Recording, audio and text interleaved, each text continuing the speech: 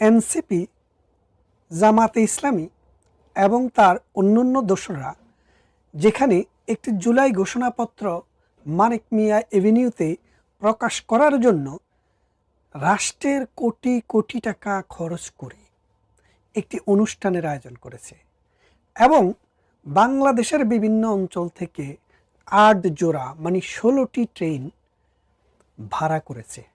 ঢাকায় লোক জড়ো করবে, সেই লোক দিয়ে সমাবেশ করে তারা জুলাই ইস্তেহার বা জুলাই ঘোষণাপত্র দেবে বাংলাদেশের মানুষের জন্য। এখন আজকের পত্রিকায় আপনারা একটু খেয়াল করলে দেখবেন, আজকে এই হাসনাত, এই সার্জিস, এই যারা এই রকমভাবে তাদের যে প্রথম শ্রেণীর যেসব নেতারা আছে তারা সবাই ওই কক্সবাজারে হানিমুনে গেছে। সেই হানিমুন ট্রিপে তারা কেন গেল? ঢাকাতে এই অনুষ্ঠান রেখে, ঢাকাতে এত বড় একটা অনুষ্ঠান, তাদের জন্য অনুষ্ঠান বড়, যে ১৬টি ট্রেন ভাড়া করা হলো, কোটি কোটি টাকা খরচ করে festoon, banner, television, digital media সব কিছু মানিক মিয়া এভিনিউতে পানুস উড়ানো হচ্ছে। আমাদের যে মহামান্য প্রধান উপদেষ্টা নোবেল ইউনুস সেখানে আজকে রাত্রে বক্তৃতা দেবেন। ৮টায় জাতির উদ্দেশ্যে তিনি বক্তৃতা দেবেন। ১ বছরে তিনি কি করেছেন, কি করতে পারেননি, দেশকে কতটা ধ্বংস করেছেন, আরও কতটা ধ্বংস করবেন, সেটার ইশতেহার তিনি রাতে আজকে দেবেন। এখন বিষয়টা দাঁড়াচ্ছে কোথায় দেখেন, অথচ তার যে বরপুত্র, তার যে নিয়োগকর্তা, তিনি কিন্তু বলেছেন যে ছাত্ররা হচ্ছে আমার নিয়োগকর্তা। তার যে নিয়োগকর্তা, তার নিয়োগকর্তারা কক্সবাজারে হানিমুনে আছে। এই হানিমুনে কেন গেল? এখন বিশেষ একটা কারণে একজনের সাথে হোটেলে দেখা করতে গিয়েছে, চুরি করে, চুপিসারে। এদিক দিয়ে প্রথম আলো সেটি প্রকাশ করেছে যে পিটার হাস নামে, যে পাতিহাস নামে এক ভদ্রলোক আমেরিকার রাষ্ট্রদূত ছিলেন ঢাকায়। তিনি বাংলাদেশের রাজনীতিতে বহু নোংরা ডাটি গেম খেলেছেন, আমরা দেখেছি। সেই পিটার হাসের সাথে বৈঠক করার জন্য একটি ৫ তারকা হোটেলে তারা আজকে চট্টগ্রাম চলে গেছেন, কক্সবাজার।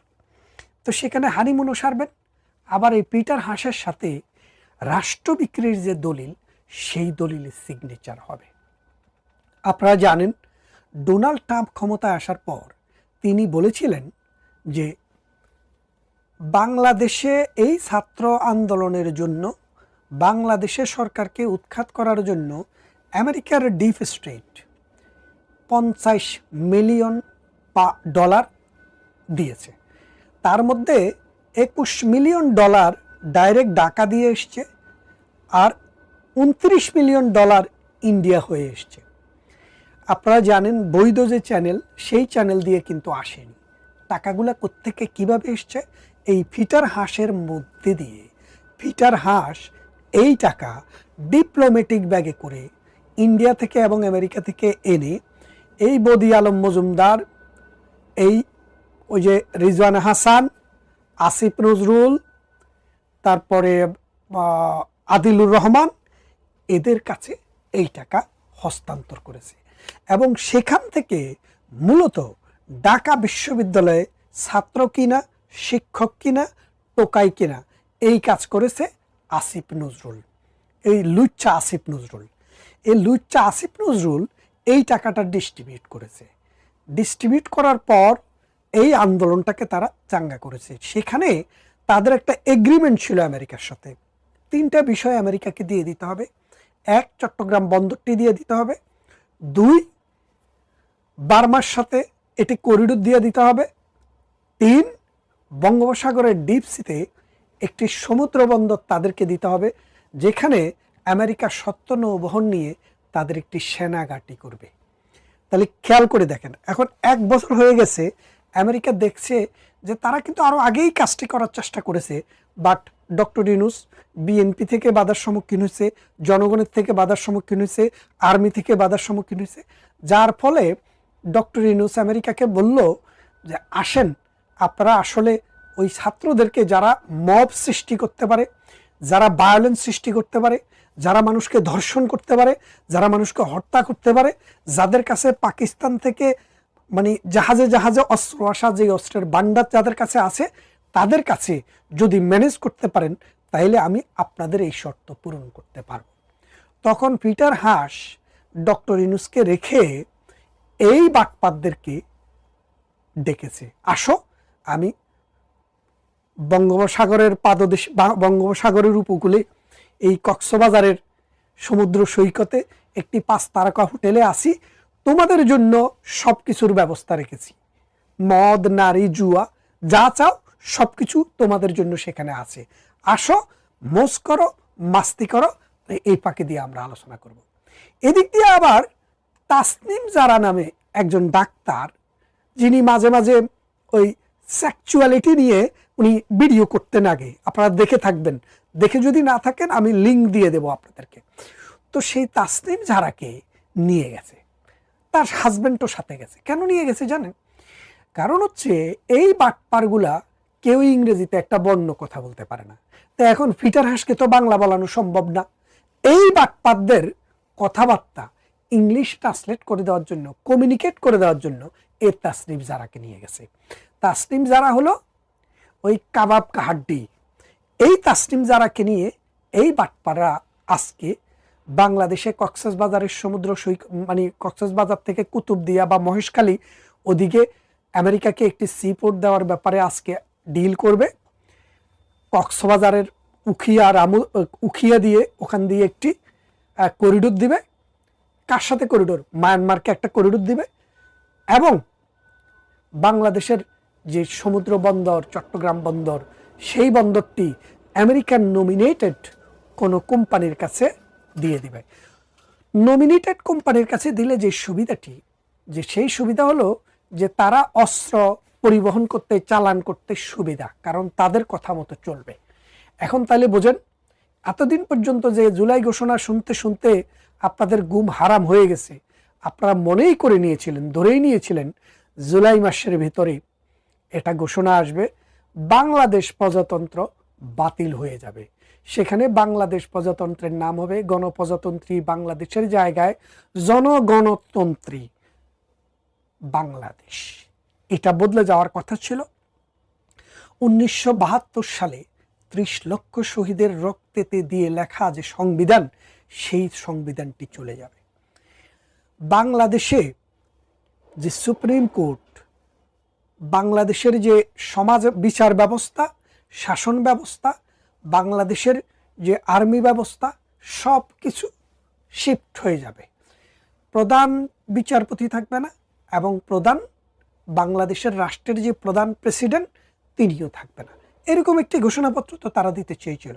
তাদের ওই তাত্ত্বিক গুরু, কি জানি নাম, ওই যে ফরিদার হাজব্যান্ড,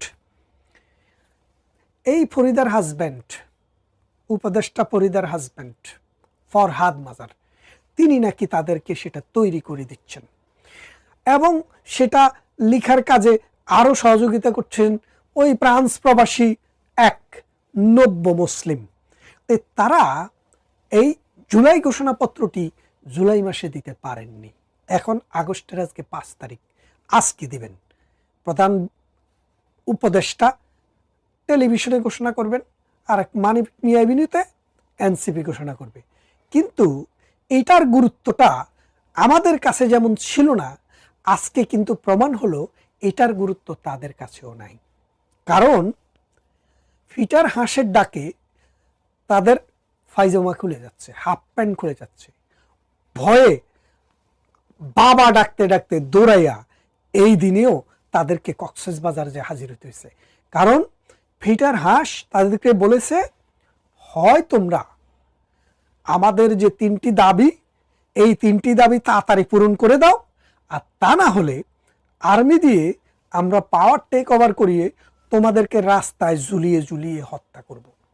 এই রাস্তায় ঝুলিয়ে হত্যা করার ভয়ে রাস্তায় ঘাটে, হাটে মাঠে তাদেরকে যেখানে সেখানে মানুষ পিটাবে, হত্যা করবে, জবাই করবে। এই ভয়ে তারা এখন এই পিটার হাসের কাছে ছুটে গেছেন। কারণ বাংলাদেশকে গত 1 বছরে অর্থনৈতিকভাবে বাংলাদেশের ভ্যালু, অর্থাৎ টোটাল যে বাংলাদেশের ভ্যালু 3 ভাগের 1 ভাগ ড্যামেজ হয়ে গেছে 1 বছরে। আরও 1 বছর যদি তারা থাকে, বাংলাদেশের ভ্যালু অর্ধেক কমে যাবে। বিচার ব্যবস্থা বলে বাংলাদেশে আর কোনো কিছু এখন অবশিষ্ট নেই। পুলিশ বাহিনী যারা সমস্ত সমাজটাকে ক্রিমিনালদের কাছ থেকে সেফটি নেটওয়ার্ক দিয়ে রাখে, অন্যায়কারীদেরকে গ্রেপ্তার করে, ধর্ষণকারীদেরকে ধরে, চাঁদাবাজকে ধরে, সন্ত্রাসীকে ধরে, এই লুটতরাজ লুণ্ঠনকারীকে ধরে, সেই পুলিশ এখন নাচতে নাবোধ হয়ে গেছে। অর্থাৎ পুলিশ বলে এখনো বাংলাদেশে চকিদার চাইতেও খারাপ একটা বাহিনী আছে। মানে পুলিশ বাহিনী, যে মানুষ আগে চকিদারকে যে পরিমাণ ভয় করত, এখন পুলিশকেও সেই পরিমাণ ভয় করে না। কারণ পুলিশকে ধ্বংস করে দিছে। 3200 পুলিশকে এই হাসনাত আবদুল্লাহরা হত্যা করেছে। তারপরে আসেন আর্মি ক্যান্টনমেন্ট দখল করার হুমকি দেয়। আর্মি কিছু করতে পারে না। আর্মিও ধ্বংস হয়ে গেছে। আপনি সচিবালয়ে যান, কদিন পরে যাইয়া সচিবালয় অ্যাটাক করে। তার মানে সচিবালয় কি আছে? আপনি সুপ্রিম কোর্টে যান, সুপ্রিম কোর্টের বিচারকদেরকে 22 জন বিচারককে অপসারণ করা হলো। এখন দেখেন, বাংলাদেশে অ্যাডমিনিস্ট্রেশনে কোনো একজন সরকারি কর্মচারীকে রিমুভ করার জন্য, টার্মিনেট করার জন্য একটা আইন আছে। সেই আইনে গভর্নমেন্ট চাইলে বিশেষ কারণে সেটা দিয়ে টার্মিনেট করতে পারে তাকে। কিন্তু সেখানে বলা আছে এই আইনটি বাংলাদেশের বিচার বিভাগের ক্ষেত্রে কার্যকর হবে না। অর্থাৎ বিচার বিভাগের কোনো বিচারপতিকে এই আইনে টার্মিনেট করা যাবে না, অবসর দেওয়া যাবে না।